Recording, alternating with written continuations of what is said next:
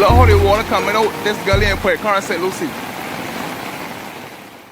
My house used to be down below there, so. Childhood days. You ain't hear the gully out. This is what it meant.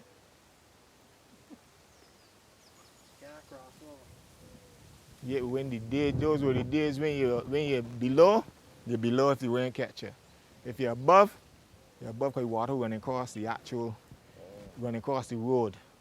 So you had to wait. If you come home by the bus at 10 o'clock at night in the gully out, you gotta beg for a shelter and go somewhere and wait.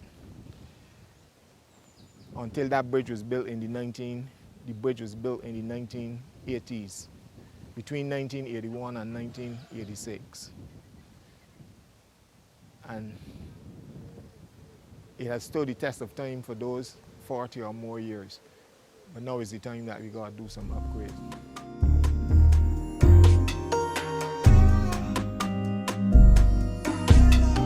Yes, so we're here at the Friendly Hall new development.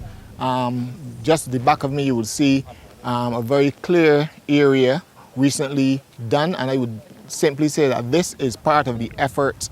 This is part of the efforts that I'm making to have at flood mitigation. You'll recall in November 2019, we had some serious flood waters, some serious rains in just a few short hours, and this entire area houses, as a matter of fact, the Defense Force had to be called to rescue a family in this area, and a couple other houses that were under in the Maycott's Terrace area that were under serious threat.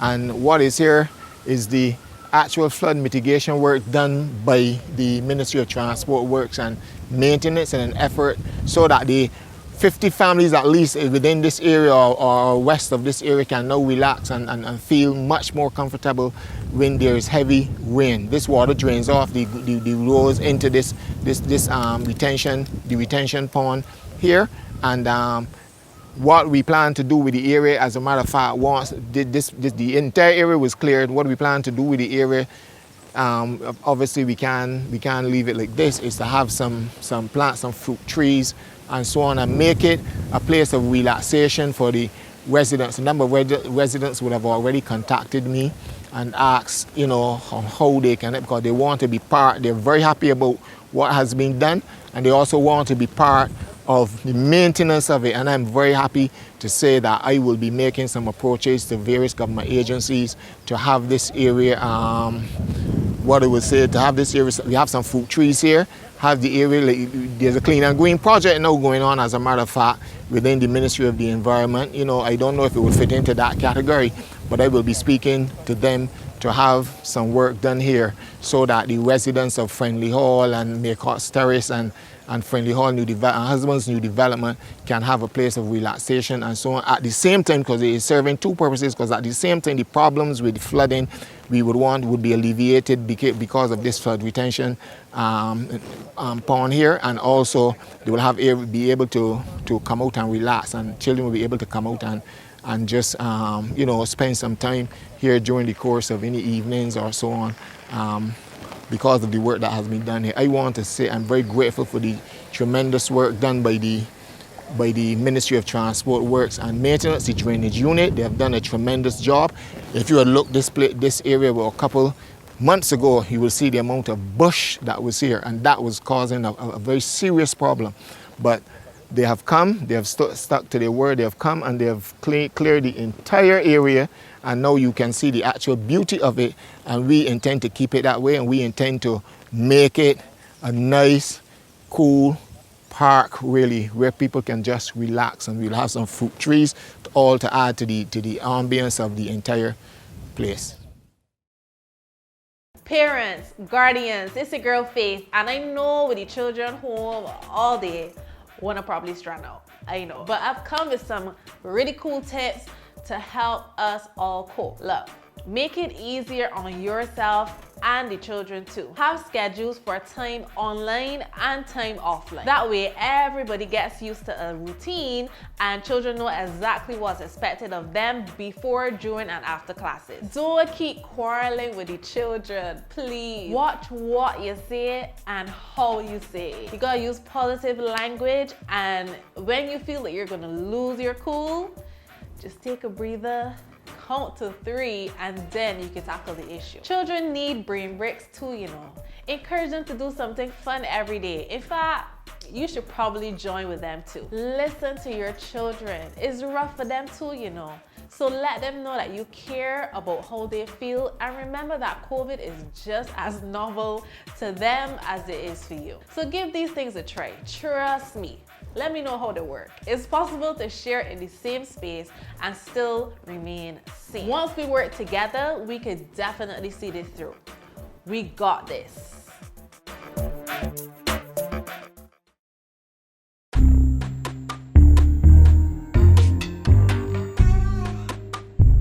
Here at Durham's, we had this road was seriously compromised in the floods in November 2019, and we had to come in and do some gabion work there at the bridge, so to alleviate any further problems that we had. Since then, we would have had some more serious rainfall in 2020, November again, ironically, but it held firm, and so on. And that was the shortest amount of work that was done in quick time. As a matter of fact, in response to this serious situation there, we probably had to close off half the road, but again MTW was quick to the rescue, so to speak, and did some tremendous work there with the Gabions here at Durham's Bridge.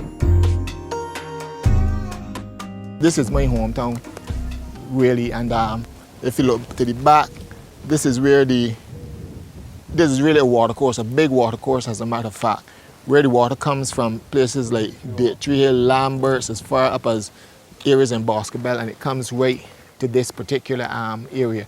Now what happened is that years ago, as a matter of fact, with the 1970 floods, these floods they had in 1970, I'm sure you were born yet, but that was really big. This entire area was flooded out. Water came over and went through houses on the main road, the other side, and come look at the junction. They're what we call Baker Corner. And what has happened, that a bridge was built then the first bridge was built here between 1981 and 1986, but prior to that, what would happen is that once there was a lot of water, you have to, if the rain caught you on the below side, whichever side the rain caught you on, you had to actually remain until the water subsided. Now in 1981, between 81 and 86, the bridge was built, and that bridge has right now outlived its time. What we have here today is a new bridge. As a matter of fact, a new bridge, and the construction that you see going on represents phase 1 of that bridge. Now we have residents over to my right. There are persons out there, and their entrance is at the mouth of the old bridge. What is happening here is that this would be the bypass road for the time being. This would be the bypass road for traffic for people living in Upper Pike Corner in areas like Little Bay, and so on. Well, this would be the bypass road. So we expect that in another week or two, concrete will be cast here. Then obviously it has to, you have to spend some time for it to cure, as the old folks would say. And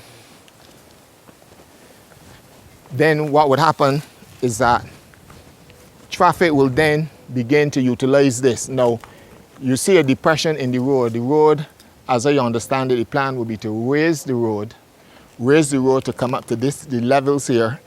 And when the bypass traffic for Pike Corner and Little Bay and those areas, bus will still be able to travel into those areas, because we don't want to inconvenience those people. While that is happening, then the actual bridge would be dug out, reconstructed. The actual bridge, we're widening the canal because there's so much water that comes down this side. We're really widening the canal, and we're trying to and raise the road so that there's a lot more space that the water can rush through. We've done a retention pond upstream, right? There's a retention pond up there to slow down the speed at which the water would come. But once it gets to this point, and the heights are much, and the channel is much wider, it then is able to control the water, so to speak. But we will put some abutment walls going over on the other side of the bridge as well, to save the residents over there to my right, Boyces and so on, to save them, because they all often suffer from flooding and so on whenever the rain falls, and if it comes over this bridge, there's also problems for the persons down the road as well. So this work was started sometime after November 2020, sometime December around there. We are progressing well with it, and we hope to complete it. We hope to definitely have it completed by year end. But there's tremendous work being done here in Pike Corner for the bridge, the Pike Corner Bridge, which has outlived its, the current bridge has outlived its usefulness, so to speak.